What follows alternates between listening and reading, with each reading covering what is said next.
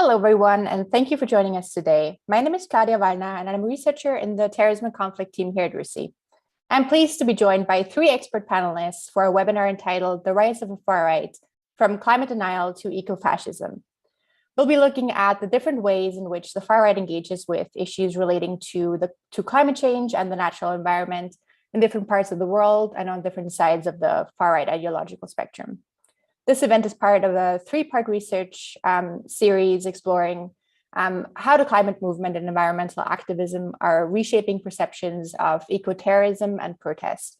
In case you missed the first event in the series last week, a recording of our discussion about policing eco-dissent is available online. The event series is part of a cross-RUSI initiative exploring climate change, and this is taking place in collaboration with our far right extremism terrorism threat research program. For a bit of housekeeping, this event is on the record and the recording of the full discussion will be available online shortly after the event. We will start with three presentations by our expert panelists before moving into a discussion.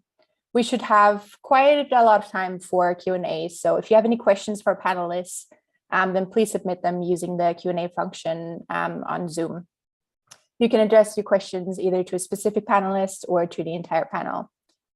But before starting our discussion, I'd like to quickly introduce our speakers. Firstly, we have Dr. Christy Campion. Dr. Campion is a lecturer of terrorism studies at the Australian Graduate School of Policing and Security with Charles Sturt University. She publishes routinely on extreme right-wing threats spanning ideological belief systems and mutations, strategies, and transnational and domestic exchanges. She's also published on historical and contemporary manifestations of eco-fascism, which she'll be presenting on today. Then we have Dr. Balša Lubarda. Dr. Lubarda is a visiting lecturer at the University of Babeș-Bolyai in Romania, and he's also the head of the Ideology Research Unit at the Center for Analysis of the Radical Right. He obtained his PhD from Central European University in 2021, and this explored the intersection between the far right and the environment. And this is also forthcoming as a book with Routledge in 2023, so definitely one to pre-order. Like our other panelists, he's also wrote multiple reports, journal articles, and book chapters on the topic we're discussing today. But instead of listing all of the reports that all of our panelists have published already, we'll actually be sending out a quick follow-up email after this event to all the attendees with links to everyone's publications, so you can read up on this later. And then last but not least, we have Paula Matlach, a research associate at the Institute for Strategic Dialogue, ISD, in Germany. Paula studies the spread of disinformation and propaganda in German and English-speaking countries. And she's also recently published on how the far right in Germany is dealing with climate change in their narratives, especially in the context of the COVID-19 pandemic. Now, I think this is enough of me for the moment. I'll hand it straight over to our first panelist. Christy, the floor is yours. Thank you for the kind introduction, Claudia, and thank you for inviting me here to talk today and to talk with such established scholars as well about eco-fascism, particularly in the ambit of climate change. So I think this is an incredibly important topic, and not just intellectually, but also, you know, in Australia, we spent a good 3 or 4 months under a blanket of smoke quite recently. So the impact of climate change is something that is very much at the forefront of our minds at the minute. That being said, when it comes to concepts like eco-fascism, there's still a bit of misunderstanding, I would say, in a variety of national contexts. Obviously, I'm speaking of Australia here. And there was this assumption for a period of time that environmentalism and environmental activism was the exclusive domain of the political left. So when an Australian right-wing terrorist committed the horrific Christchurch attack in 2019, it kind of left people a little confused. And we did see commentators, both in Australia and also in the United States, refer to the attack as a left-wing terrorist attack. And so there's a great deal of resistance to the idea that someone can be motivated by ecological concerns and simultaneously also be right-wing. Now, this was of quite a lot of interest to me as a terrorism scholar, especially as one that spent quite a number of years looking into terrorist ideology, because we know ideology to be this incredibly pliable manifestation, something that's quite mercurial at times and difficult to pin down. So there weren't a lot of studies naming ecofascism specifically around the time of the Christchurch attack, but what followed was quite a lot of quite reasonable media analysis around it, and some of it tied ecofascism specifically to issues such as the climate crisis, whereas others tied it to rising immigration. So it became an area that I thought was quite important to understand better. So to get a better idea of ecofascism, I essentially undertook a study looking into fascist conceptualizations of the environment, of nature, and their role in it. So in essence, it was very much trying to find the fascism within the ecofascism and make sense in what way that could be made of the role of both fascism as a political philosophy and ecologism as a political philosophy, and really try and get an understanding of the genesis of the idea. Very much what I found was that the idea pre-existed the term quite substantially. And it was one of those interesting things, particularly as a contemporary terrorism security scholar, to find that something that is of new interest to us is something that historians have kind of known all along. Because where this study really took me was into the history of fascist ideation of the environment and what it meant to them and how they were then able to understand it and their role within it. So one of the things I found was quite obviously that ecological concern has been part of fascist narratives in different ways, in different contexts for quite some time. So the apparent novelty of the Christchurch attack perhaps wasn't quite so novel as we might have previously thought. What was more interesting though, and what I wanted to discuss a little bit more here in the time that I have, was about how historical and contemporary self-avowed eco-fascists talked about nature, particularly how they talked about the environment, because in an age where I think climate science is relatively understood and accepted in most parts, it seemed reasonable to assume that in extreme right-wing narratives, I would see an exploitation of climate science to serve their racist vision of a good society. But in a kind of surprising twist, that's not actually what I found. What I found was, instead of a scientific exploitation of the climate crisis, what I saw instead was a mystic exploitation of nature, the natural order, and the environment in the service of quite exclusive fascist goals. So as I started this research and as I started exploring this particular almost intellectual tradition, it very naturally took me to Nazi Germany as a starting point. And there, what we saw was select Nazis, definitely not all Nazis, talking about nature and their role with respect to it. And so they were talking about it as though they were the custodians of the German wild. They were the conservators of nature. They believed that nature had shaped the people and had been shaped by them in turn, creating this unbreakable and seemingly mystic bond. So urbanization, industrialization, and environmental destruction as a whole imperiled that bond, and in doing so, imperiled the race. So this is where you see quite a lot of narratives about threat and threat of not just the decadence of cities, but also the threat of immigrants as invasive species. And we definitely saw in Nazi Germany discussions of Jewish communities in that framing. Now, when you look at the Italian fascists, however, you saw a slightly different dynamic. They too were concerned about the environment and their place in it. but they didn't see themselves as the custodians of nature. They saw themselves as the conquerors. So this is where there were framings of the peasantry battling nature, the taming of the primordial forests. And in doing so, in this great battle, they too had forged an unbreakable bond, and that same bond was in danger by the forces of modernity, much like I mentioned earlier with the National Socialists. So this, as part of the intellectual journey, led me to understand that there was not just one eco-fascism, but at least two, and if not more. And what I found was that those two, at least, the custodian eco-fascist and the conqueror eco-fascist, persisted to modern day in a number of right-wing extremist groups in Australia, the United States, and elsewhere in the world. Groups that were related in some way to the Wotansvolk movement, to white supremacy, and a number of other individuals and groupuscules that tend to litter this landscape.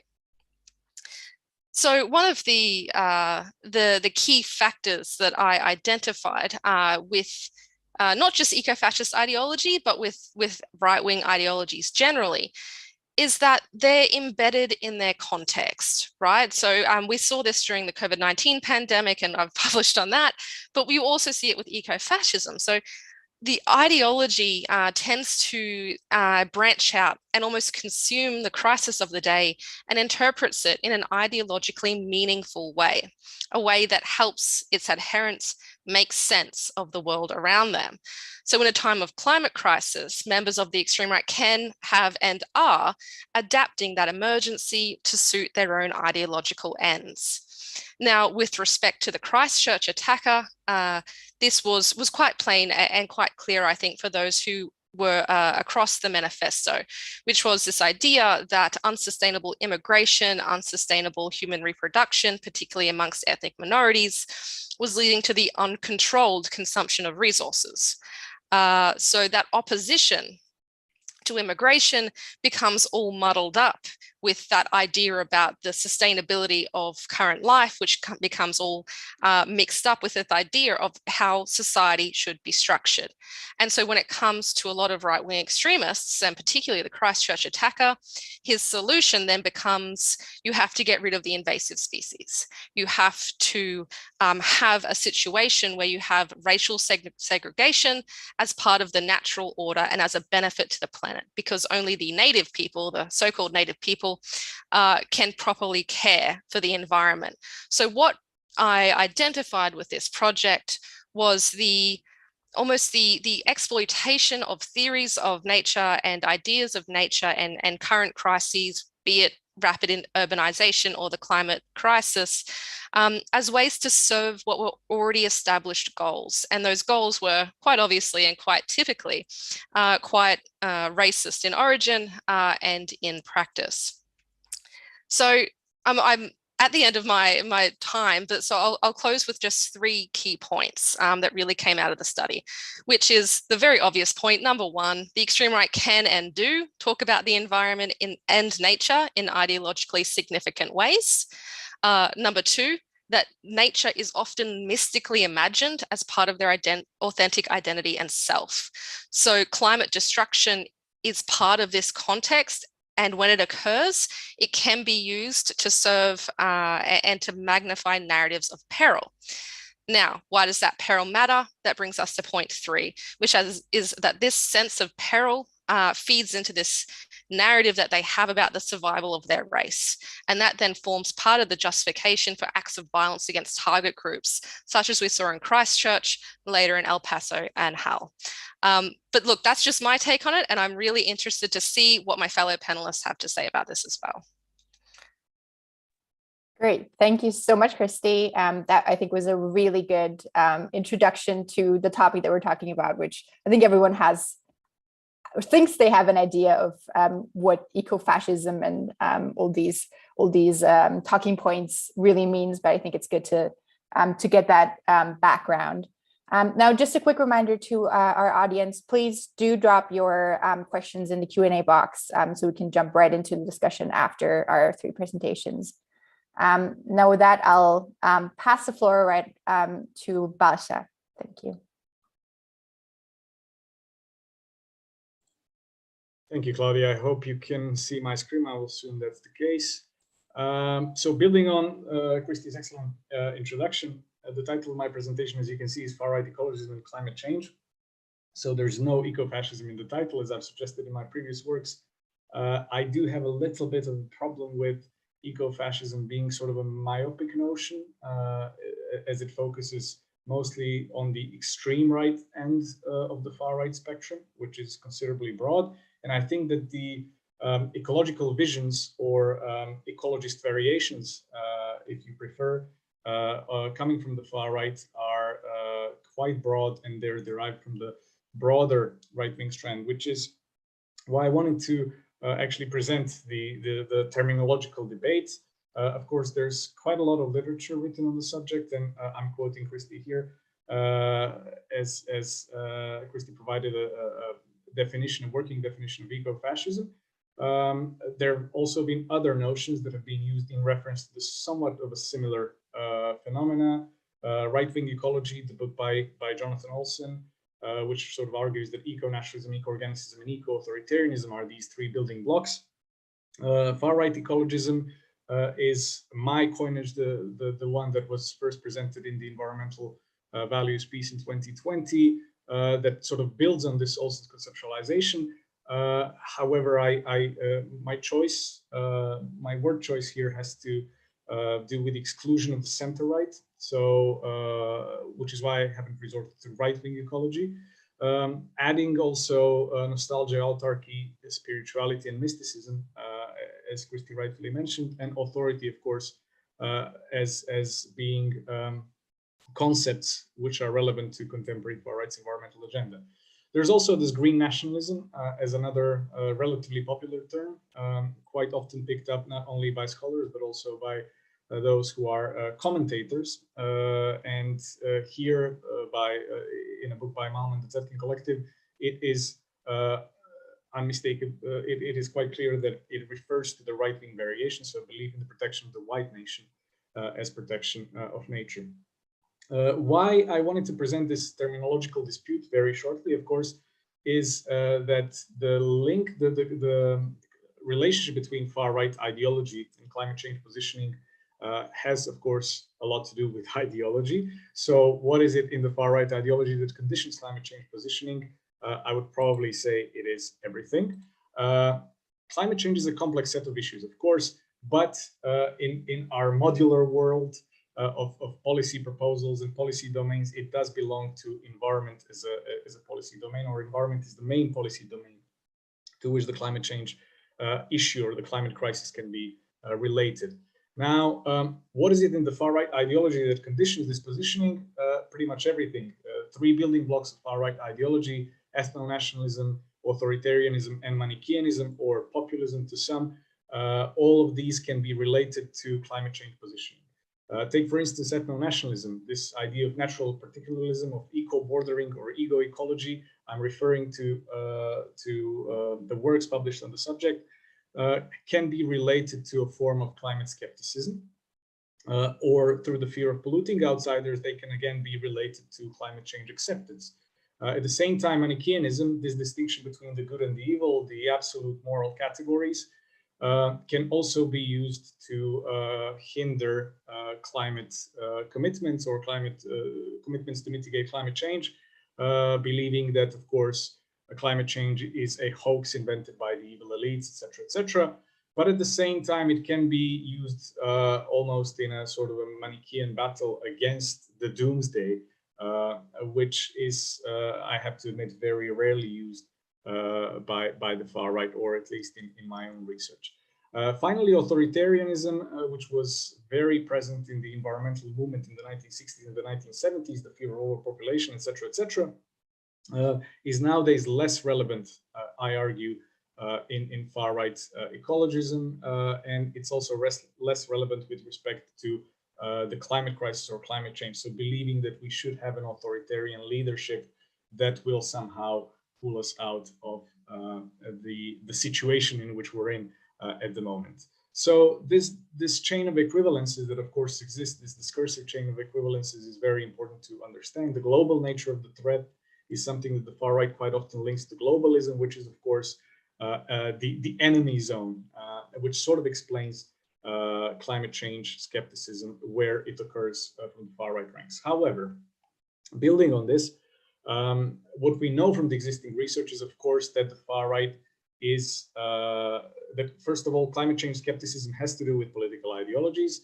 and the big deniers, so to speak, conservatives, nationalists, and right-wingers in McCreight and Dunlap's work are, of course, belonging to the right-wing side of the political spectrum.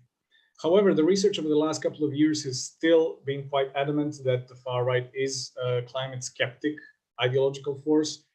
Here I'm mentioning a couple of works, but it is shifting towards the yes, but deniers, as I like to call them. And what the yes, but are, those are the political forces that accept climate change or the anthropogenic background of climate change, but have some express some skepticism with respect to policy responses. Climate change is, of course, linked to other issues, as Christy mentioned, immigration and gender being the most salient ones. And here I'm also offering a couple of sources that could be interesting. But I think that what we should be talking more about is far-right climate acceptance, something that is motivated. I have to actually say that sounds a bit immodest, but happy to say that I was one of among the first ones to actually argue that we should be focusing on this climate acceptance coming from the far right. And this is not because I had any kind of a revelation, but because I was working in Eastern Europe, mainly in the V4 region, in the case working with the far right in Hungary, or researching the far right in Hungary, where almost 99% of the far right is accepting climate change. Viktor Orban even claiming that Hungary is going to be a climate champion in the years to come. And also on the Balkans, where the far right is mostly accepting the anthropogenic background of climate change. So I think this is something that we should be focusing more on. Just a couple of snapshots from my research conducted with Bernhard Fortschner and Louis Dean, two separate pieces. One is the forthcoming in Environmental Politics, and the other one was published as a blog post in Culturico. We surveyed 62 far-right organizations, European far-right organizations. And when I say organizations, I have parties and movements in mind. So out of these 62 organizations, 84% had some kind of an ideological manifesto or a declaration with respect to the environment. So far-right organizations are engaging with the subject, something that we have long known, and it has to do, again, both with the salience of the topic, but also the fact that the far-right organizations are recognizing this as a potentially lucrative subject, or something that they can win votes or support on. What we also found is that there's almost a parity between denialist and acceptance positions. So there we coded the yes or no. It was either or, but again, this is a very broad starting point for future research.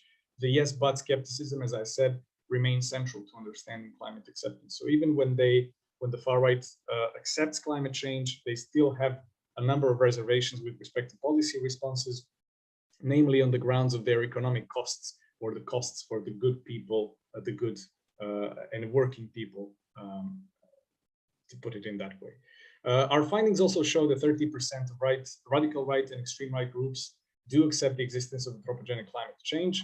30% do not, but we have a very significant percentage of the unclear cases, which is another caveat to mention. When it comes to the far right in the European Parliament, what we see is the shift from this evidence skepticism or straightforward denialism, saying that climate change doesn't exist, to this response form of skepticism. Just to illustrate this is a graph based on the work in environmental politics. So the sixth environmental parliament from 2004 to 2007, we can see that there was almost a parity between acceptance and denialism, which has significantly changed in the last format of the European Parliament, showing that climate change acceptance is definitely on the rise. And these are the forms of skepticism. As you can see, the gray part of the pie chart is referring to these yes, but, and it is very very much a majority. This is again just a very brief overview of this climate change happens, so yes or no. And what we can see is that the extreme right is slightly more likely to accept climate change than the radical right. Again, the line between the radical and the extreme right can get very blurry, but I hope that this is just this very brief and broad overview will galvanize discussion. And in hope, I'm offering a couple of takeaways. As you can see, all of the things that I've already mentioned. So climate change acceptance is on the rise. It is likely that this trend will continue because climate crisis is, of course, becoming ever more present and ever more visible. Yes, but skepticisms also have to be taken into account. And also we have to keep in mind the importance of crisis. So pandemic and the war in Ukraine can be game changers in the sense of slowing down these trends of far-right climate change acceptance and perhaps being another problem for progressive climate goals or goals to mitigate climate change. Thank you very much, and I look forward to the questions and comments. Thank you so much. That was really excellent. And thank you also to both of you for keeping this short. I know each of you could probably speak for hours and hours on this topic, but it's great that we're getting some time for Q&A at the end. But last but not least, we're now moving on to the third presentation. Paola, the floor is yours.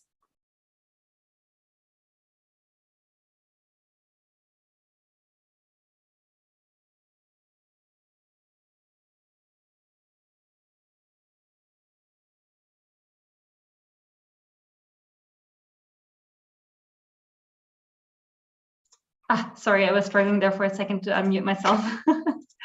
Can you see my slides fine? I'm assuming it's a yes. Okay, perfect. Yes, we can. Thank you, Claudia, and hi, everyone. As mentioned before, I will present our research on the role of far-right actors in climate policy discourses in Germany, focusing on 5 key findings.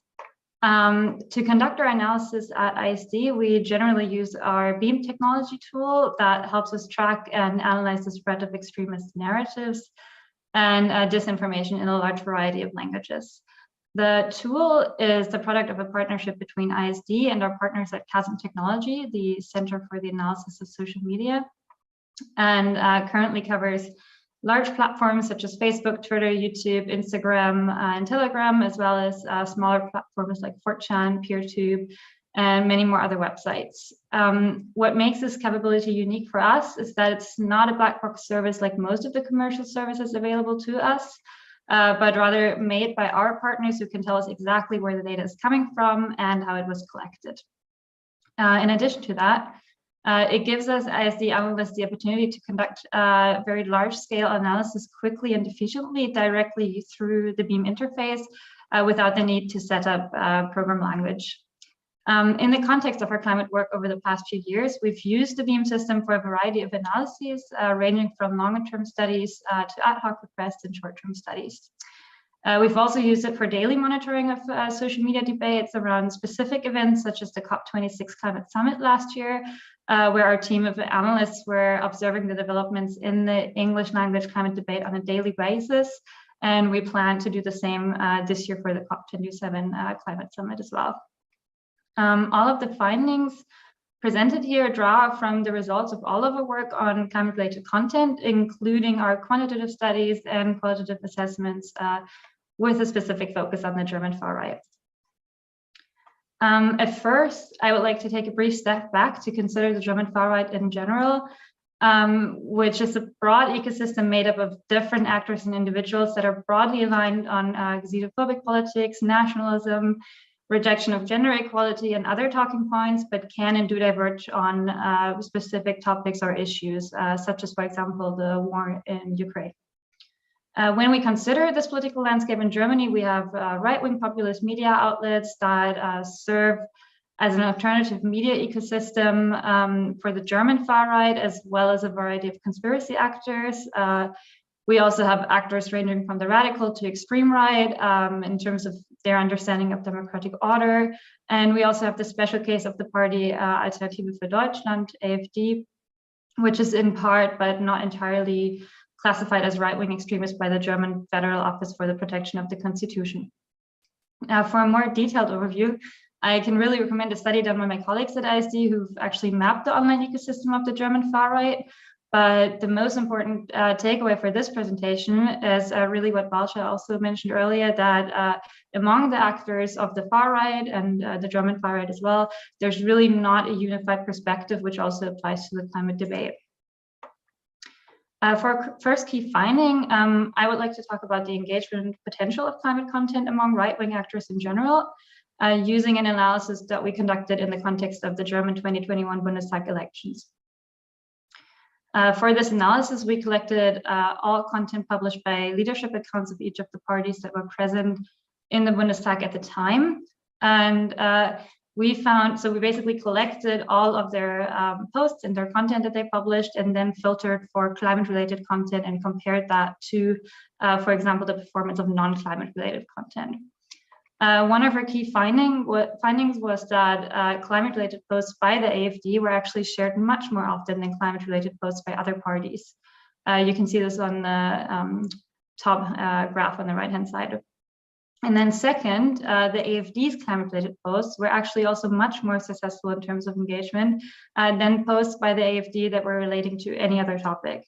So this means that AfD's climate-related posts actually received between 40 and 237% more shares than their other posts, which can be seen on the lower graph. Overall, this demonstrates the engagement potential of climate-related content among right-wing audiences, and also shows quite clearly that the AfD's communication strategy on climate issues, which I will elaborate on a bit more, seems to be received well by their audience.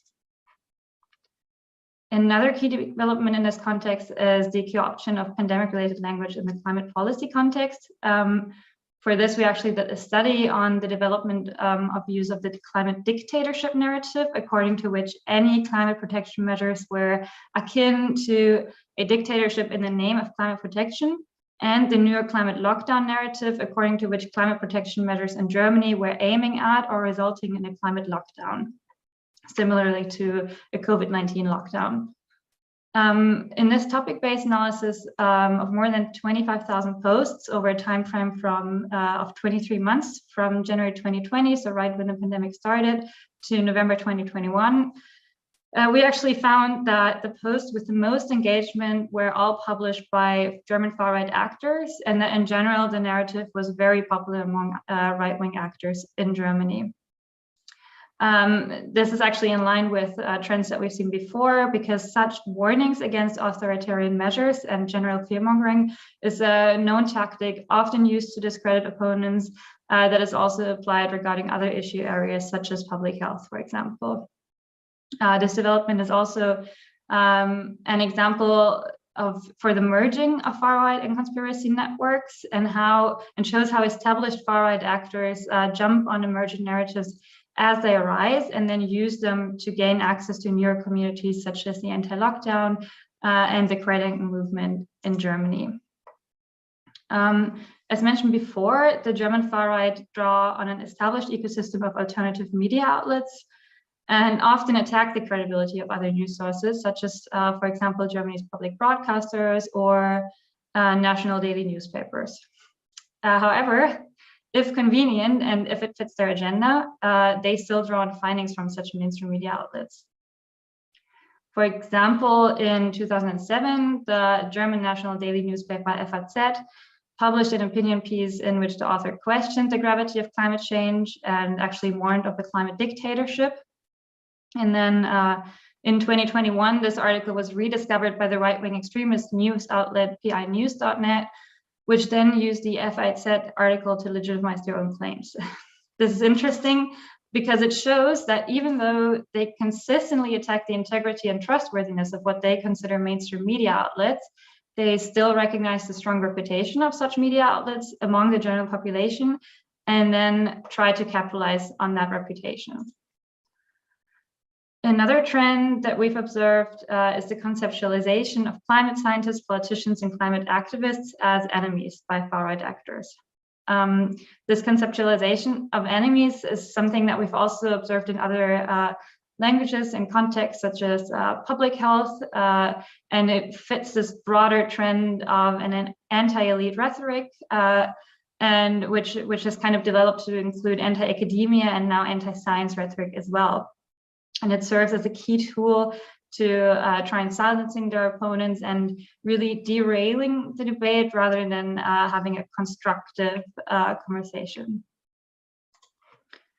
Finally, we've generally observed a shift among far-right actors away from climate denial and toward climate delayism. So similar to what Walsha described just now, where instead of questioning the existence of climate change, they question its gravity in general, as well as any and all climate protection measures, really. So whatever climate protection measure is up for debate, they are against it. They also try to weaponize the gap between average citizens and green or metropolitan elites, and argue that climate measures negatively impact or threaten the typical German lifestyle, which is conceptualized with a high meat consumption, diesel cars, no speed limits, and cheap annual flight vacations. And they also claim that climate measures might worsen the cost of living crisis and use this to exploit already existing fears of poverty, which ties into the larger culture wars development. Of course, some actors have also moved towards capitalizing on the reality of climate change to further their own agenda, which ties into the earlier descriptions of eco-fascism that we just heard. This was actually my last key finding, and I'm also very happy to take questions. Thank you so much, Paula. We already have quite a few questions in the Q&A. Obviously, please keep on sending them in so we can have an engaging debate here. But I'll start right with the first question that we received. This was from Andy Bailey, who said, I think it's really important to make the distinction between eco-activism and eco-fascism, as there seems to be more and more in the media about trying to pull activism under the banner of extremism, which it definitely isn't. And as we need activists in the world to challenge injustices and help bring about change. This is a problem with the lines being blurred in this way.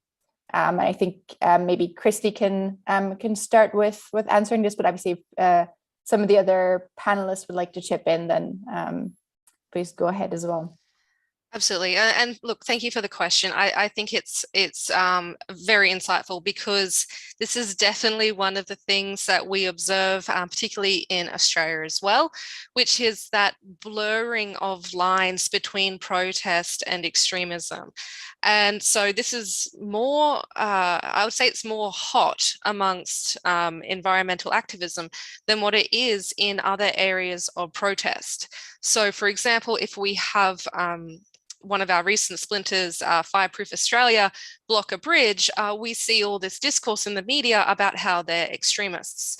If we see, animal activists block an intersection, then suddenly Australia is awash with vegan terrorists. So it is something that is happening, and it's deeply problematic.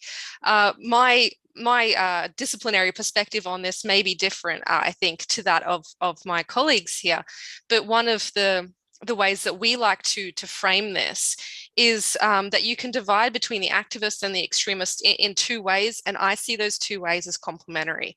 The first way is quite obviously through their method. Protest is, in most democracies, a protected activity. What is not protected is plotting acts of violence, seeking to cause lethal harm against your fellow citizen. It's very easy to see the difference there between marching and holding up a sign versus trying to blow up an electrical substation. So that difference in method, I think, is really integral to how we talk about this kind of thing. The other side of it is quite obviously belief, which is that the activist doesn't normally advocate the destruction of an entire section of their population. So that positive evaluation of violence that exists within the fascist ideology does not typically exist amongst the normal, the typical environmental activist. So that's one of the ways that we frame it. But I recognize and appreciate your point that this is something that is often confused, I think, in the general discourse. But I think Dr. Labata also mentioned that there was an overlapping space in his research area as well. So did you maybe want to talk to that? Sure, thank you. Well, I mean, what I'm going to say is pretty much going to echo your point. But I think it has to do also with resuscitating, or not necessarily reviving, but upholding the values of radicalism as a strand of political ideology as compared to extremism as such. I'm not really buying into the horseshoe theory where the far right and where you can put really an equation mark between the far right and the far left. And I think that that the extreme label is of course used without much caution, so to speak, in the media when discussing ecological activities or direct action forms of protest coming from environmental activities, from environmental activists. So I think that for a better society, we definitely need radical politics, and we definitely need something that is in a way disruptive of the status quo. But in doing so, and which is, I think, important to talk about, far-right ecologism and eco-fascism, we have to be very much aware that not all forms of radical politics will bring about a better society. So this continuous reevaluation is what is necessary, and sort of not only questioning the methods, but also questioning the goals of organizations and what they stand for is probably the way to fend off these eco-fascist ideations and eco-fascist organizations. I always said in my research, I make a distinction between far-right ecologism that comes from the far-right parties or far-right organizations, and far-right ecologism that exists as a spectrum of ideas. So as an ideology that can be, appropriated by virtually anyone, by environmental activists, by social movements, other social movements, etc., etc. And I think that the latter is of course more the possibility of far-right ecologism entering the mainstream. It has already entered the mainstream. Is more unsettling. When you talk about nature is healing, we are the virus. We all know these messages. They are a part of that slippery slope towards very exclusionary ideas and agendas. And I think that this is what we have to keep in mind when making that difference also between radicalism and extremism, and what is the agenda of the organization? What is it that it wants to achieve by protesting or direct action? Absolutely. Thank you for those really insightful answers. I'll move right into the next question. This is to the entire panel, but maybe we can start with Paula on this one. This is kind of looking at how these narratives are being used by right-wing political groups to advocate for stricter anti-immigration laws. Is this something you've looked at in the context of Germany? What is your assessment in that context? And then maybe the other two panelists could chip in as well. I know we have quite the advantage of having quite a broad geographical spread here. We have obviously Australia, and then I know Balázs looked at Hungary and Poland in some of his studies. So will be interesting to see how this is being dealt with by political parties, far-right political parties in different parts of the world.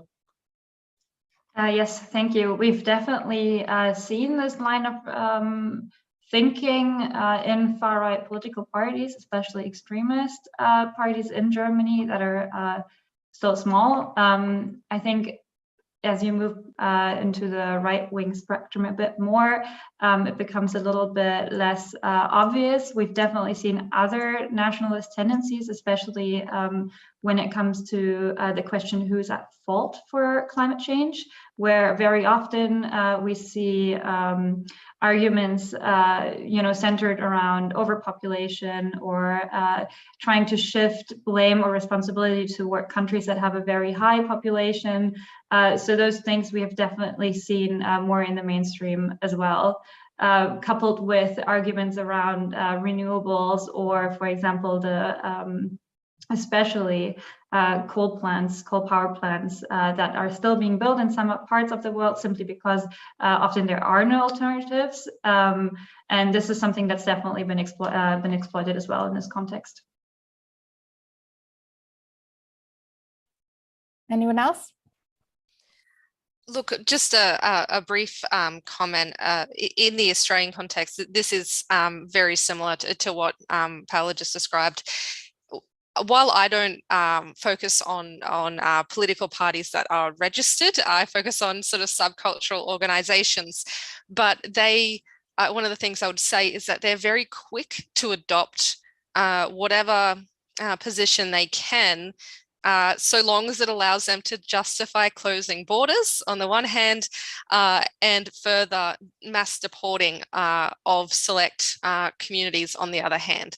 So when it comes to eco-fascist beliefs, that's where we most commonly see these extremists, and they are extreme, that they're not trying to engage in a democratic process here.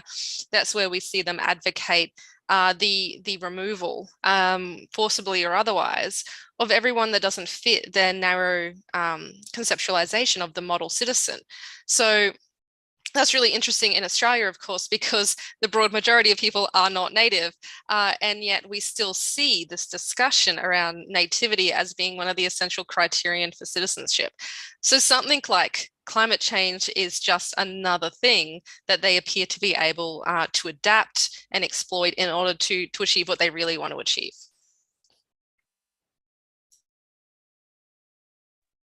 Basha, would you like to chip in on that as well, or should we move on to the next question? Yes, we can, but I think in part I would like to also address, I think it was Laureen Young's question, because it relates to what Dr. Campion was mentioning, to what extent are far-right or right-wing political groups using eco-fascist narratives to advocate bolder or stricter anti-immigration laws. I was actually quite surprised to see that in Hungary, which is of course one of the countries most affected by the refugee crisis, and of course that topic has been winning elections ever since. The early 2010s. I was quite surprised to see that far-right ecologists in Hungary were not really quick to, through this frame bridging, connect the immigration problem, as they would present it, and climate change or environmental degradation. So I think that the evidence is, in the cases where I was conducting this research, the evidence was just not there for me to make that link. But this is not to say that that the far-right groups haven't done so already. I think in cases where they do that, they do it for strategic reasons, because of course it just benefits the agenda, and not as an intention to engage with climate policies at a greater extent, or to have a more meaningful contribution to climate policies in any way. Great, thank you. I actually have a follow-up question for you, Basha, from your presentation. From Dr. Paul Stott. Interesting that Dr. Lubarda sees an increasing far-right acceptance of climate change. How does he view literature such as that from Andreas Malm in Sweden, and the Zetkin collective, who see far-right denialism as dominant, and even extend to that of to many populist parties? I think that what Malm and the Zetkin collective have presented in their work, but also in the other works, I mean, they're right to acknowledge the dominance of denialism. Again, if we're talking about the either-or question, one thing that I haven't clarified in the presentation, but you could see it on one of the slides, is that even though climate acceptance coming from the far right is on the rise, the dominance, the skepticism or denialism is still the dominant position, but it's a very tiny margin now to the point where they're almost equal.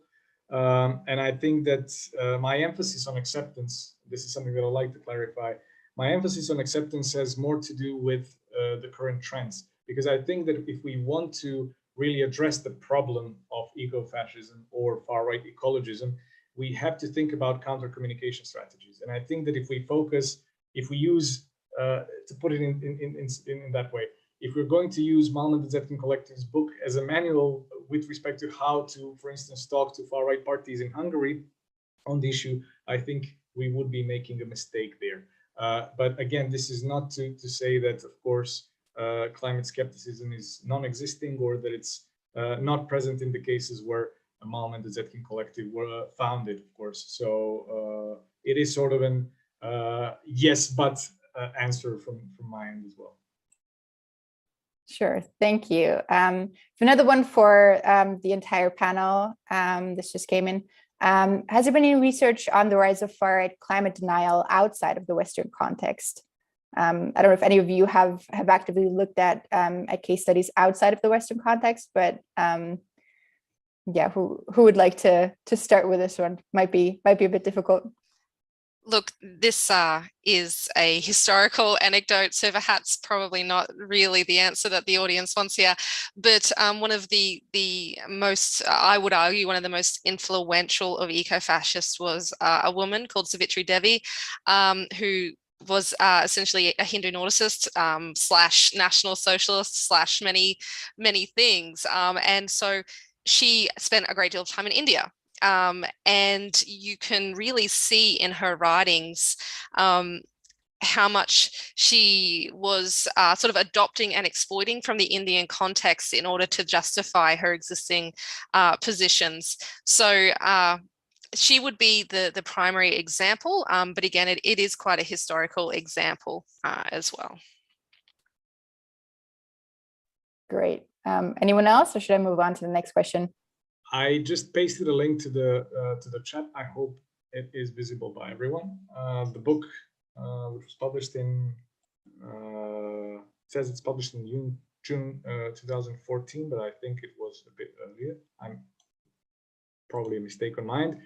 Ecological Nationalisms, Nature, Livelihoods, and Identities in South Asia, which is not necessarily related to the far right, but it does speak to this intersection between nationalism and environment. And I definitely think more studies are needed with respect to this, especially in India, with Modi now being in power. But yes, there definitely is space for new discoveries on that end. Great, that's really useful. Next question, I'm actually lumping together two questions that are sort of looking at differences between far left and far right eco-terrorist attacks. So firstly, does the MO vary between far right and left-wing anarchist single issue eco-terrorist attacks? And then somebody also asked if people, academics, are more tolerant about far left, but not about far right. So might be two separate parts of this question, but I just thought it would be good to address them together. Would anyone like to start with this question? So the question of strategy, I think is a good question and an important one. Obviously, one of the things we know about terrorist organizations is that they are very keen learners and that they're able to learn from each other and to modify their practice in order to achieve their desired outcomes. So with that caveat, what I'm about to say is that from what we've observed with the extreme right violence is that I've, just reflecting on the Christchurch attack, I've yet to see a left-wing terrorist storm a mosque and commit the attack that was committed. So on the one hand, there are some elements of right-wing violence that I think haven't necessarily blended across into other areas of extremism. But on the other hand, and now I'm going to directly contradict myself, we did capture some really interesting data in a recent study we undertook about how extremist milieus were understanding the COVID-19 pandemic. And so again, that was a bit of a narrative mapping project. But one of the really interesting things that came out of it was the receptivity of both Australian elements of the extreme left and Australian elements of the extreme right when it came to conspiracism. So they were both adopting, whether authentically or not, we couldn't measure, but at least propagating the 5G conspiracy. And I just thought that was such an interesting thing, and it was definitely not what we were looking to find. So in terms of strategy specifically, I think that, that is an evolving space, and we can't necessarily maintain a security posture where we associate one sort of tactic with only one particular milieu, because of course, there's also false flag attacks and that sort of thing. So we do have to be quite on our toes as far as that goes. So that's that. I think I'm sort of yes and noing to the first question. To the second question, is academia more tolerant of the far left? So I believe Balsa and Paula will likely have other opinions, but as a terrorism scholar, one of the things I can say is that the field of terrorism studies actually developed in response to left-wing terrorism, and that was primarily jolted into being by the Red Army faction, by the Weather Underground, and by the then quite left-wing Black September. So in a way, we actually have left-wing terrorists to thank for the terrorism studies discipline. I'm sure they won't appreciate that. That being said, I think that in certain national contexts, we actually do have a long way to go, not just with right-wing terrorism, but also with left-wing terrorism. In my context, I come to this discussion with a country that spent 20 years of its scholarship focusing almost exclusively on Salafi jihadist terrorism.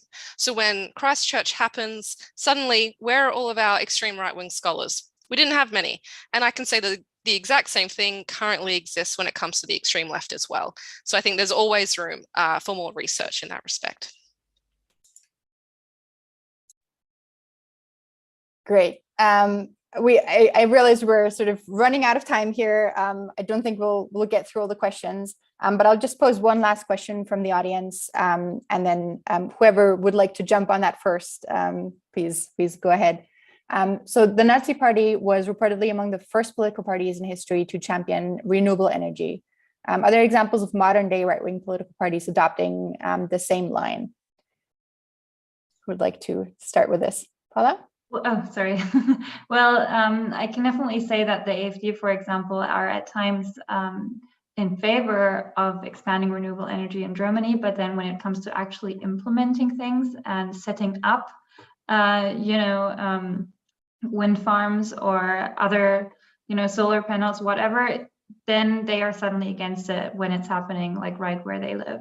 So I think in a broader extent, we've definitely seen acceptance of them, but then when it gets to the specifics, they end up being against it all the same. Basha, sorry, I think you raised your hand earlier.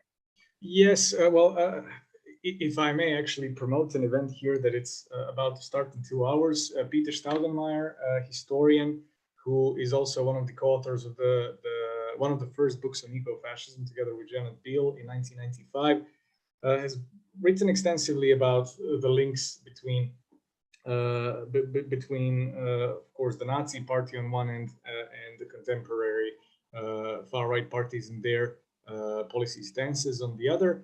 When it comes to far-right parties promoting renewable energy, there's been many examples. In Eastern Europe, a great number of parties, I would actually say the majority of far-right parties, are promoting renewable energy. And the rationale for promoting it has to do with this autarky principle, so self-dependence, freedom from foreign influence, etc. So this is the logic of the support. I also have to say that there have been interesting examples of collaboration, or at least on a very basic level, collaboration between the far right and the Greens on the topic of organic farming, for instance, in Hungary. The then far right Jobbik and the Green LMP were both advocating for organic farming, of course, for completely different ideological reasons or from completely different ideological positions. So these interactions are very interesting. Of course, they never amount to a more substantial cooperation or any form of a coalition, but it's interesting to see and to follow these policy networks as they unfold, because they again speak to this ideological component related to, of course, very specific contextual features. Great. Thank you so much. Unfortunately, this is all we have time for today. Big thank you to our panelists and to everyone who's joined us today. And thank you also to our events and our communications teams who've been working on this event in the background. I hope you enjoyed today's discussion. And if you did, please join us next week on the 18th of May, same time, same place, for the third and final event in this series. My colleague, Dr. Jessica White, will be joined by a panel of experts to discuss the utility of the term eco-terrorism and the use of violence for climate activism in the 21st century. With that, thank you very much and have a great rest of your day.